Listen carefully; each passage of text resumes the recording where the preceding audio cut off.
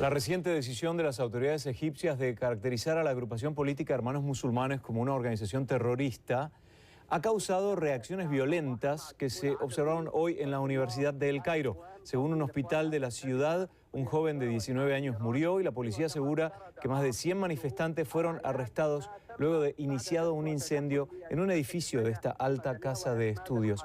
Las protestas continúan a lo largo de todo el país. El hecho de que el gobierno egipcio declarara a los Hermanos Musulmanes como una organización terrorista le da permiso a las autoridades a imponer penas duras contra los manifestantes a favor de este grupo de poder, de hasta 5 años de prisión. Vamos a analizar esta nueva instancia de violencia con la doctora Susana Mangana, académica de la Universidad Católica del Uruguay. Profesora, buenas noches. Hola, buenas noches, Guillermo. ¿Cómo estás? Un gusto reencontrarme contigo. Gracias. ¿Cómo analiza esta última instancia, este encierro de los hermanos musulmanes?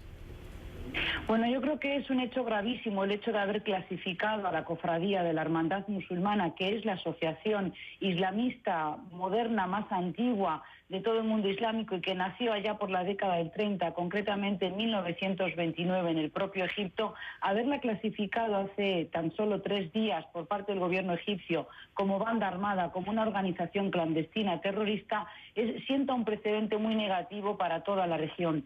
El atentado hoy o el ataque violento por parte de manifestantes pro Hermandad Musulmana a la Universidad Islamista e Islámica de Teología, de Jurisprudencia Islámica de Al-Azhar, es todo un símbolo porque es para el mundo musulmán suní, igual que significa el Vaticano para el catolicismo. Con lo cual, Guillermo, yo creo que esto nos demuestra que los ánimos están sumamente caldeados y que esta espiral de violencia que ha sido propiciada por esta decisión, yo creo, nefasta por parte del gobierno egipcio, simplemente es un capítulo más y vamos a tener que acostumbrarnos a que la violencia va a continuar en un país que es sumamente importante, es un país pivot en todo Oriente Medio y el norte de África. Y más temprano en el noticiero hacíamos referencia a que aquí comenzó la primavera árabe.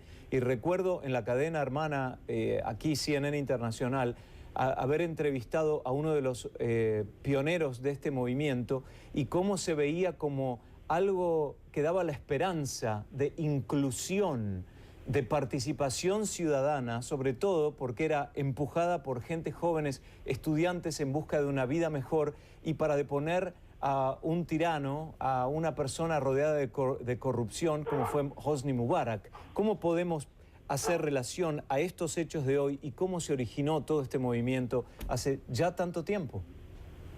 Efectivamente, hace 3 años prácticamente que venimos hablando de los sucesos que hemos denominado de una manera un tanto simplista primavera árabe, que se inició con un hecho singular como fue la muerte a lo bonzo, ¿verdad?, la inmolación de un joven informático en Túnez y que rápidamente también estalló en Egipto, pero fue la salida de Hosni Mubarak, como tú bien dices, un tirano, un gobernante que estuvo en el poder más de 4 décadas, lo que después despertó a la sociedad civil en el conjunto de naciones árabes.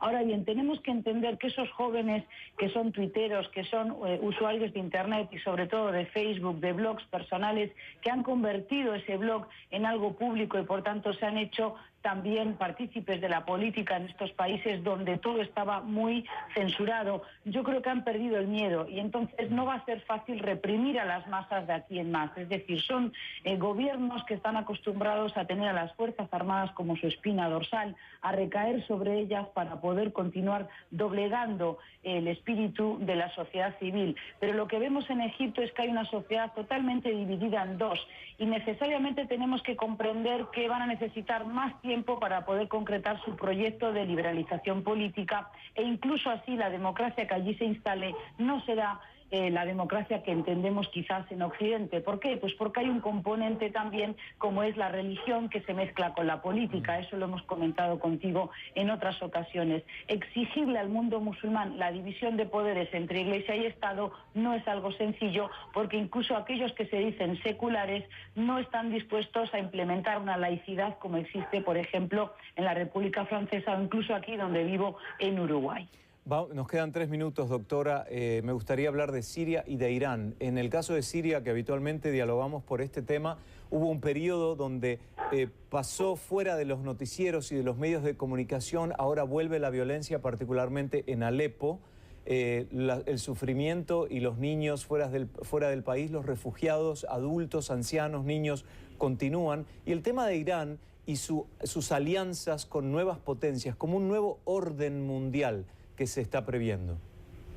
Efectivamente, haces bien, Guillermo, en ligar los dos capítulos, porque yo creo que Irán ha estado dispuesto, además de porque tenemos un nuevo presidente como es Rouhani desde junio pasado, que tiene otro tono de diálogo, ha cambiado su discurso, es menos beligerante y confrontativo que el de su antecesor, Ahmadinejad.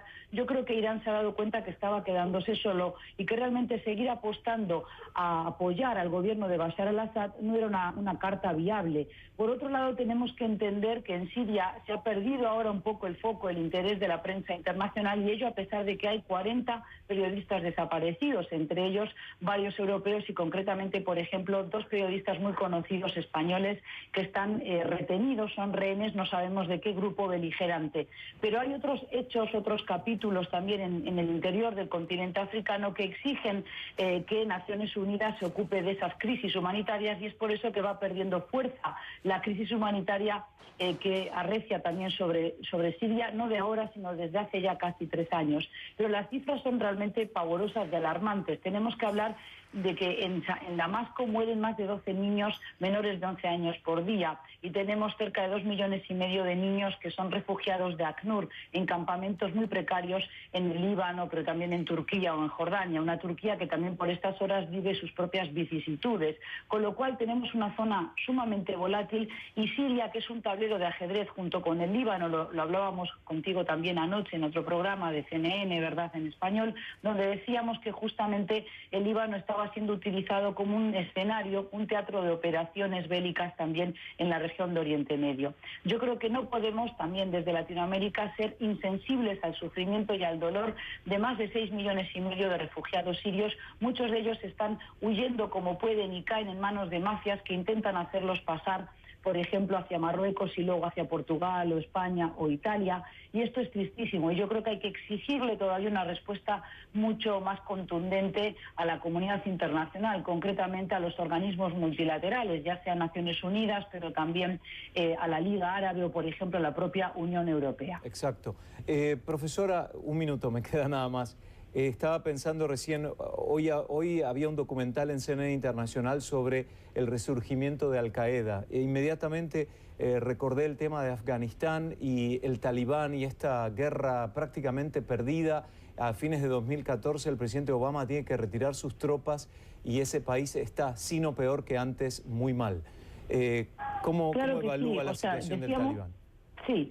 Yo entiendo que Al-Qaeda nunca terminó, es decir, murió su líder histórico y por otra parte un ícono del terrorismo de base islamista como fue Bin Laden, ¿verdad? Pero Bin Laden se convirtió también rápidamente en la excusa, en la vía de salida perfecta para un presidente norteamericano como es Obama, que había prometido cumplir con su promesa de retirar a todos los efectivos militares de Afganistán. Ahora bien, en Afganistán la insurgencia armada es básicamente perteneciente a la tribu Pashtun, es decir, son los mismos que integraban el movimiento talibán. Y hoy Estados Unidos, pero también otras potencias desarrolladas, tienen que negociar con esos caudillos, con esos señores de la guerra, si quieren de alguna manera salir del país. Pero allí tenemos que hay más de 6.000 toneladas de opio que se producen por año, muchas más toneladas de las que se producían durante el régimen talibán. Es decir, Afganistán vuelve a ser el primer productor y exportador de opio, de la planta, de la dormidera, ¿verdad?, de donde surge, de la amapola, que se le conoce comúnmente, después esta droga, y que después se va a fabricar con ella heroína, por ejemplo.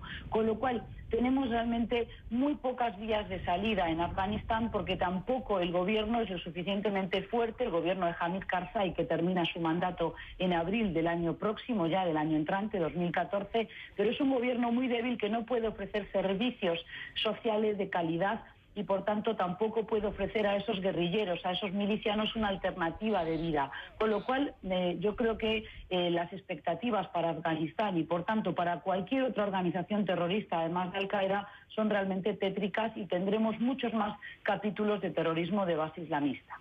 Terrible. Esto fue un pantallazo increíble sobre muchas zonas con temas muy, muy complicados, pero con tantísima claridad. Le agradecemos, profesora Susana Mangana, académica de la Universidad Católica del Uruguay, por su tiempo y sus conceptos. Buenas noches.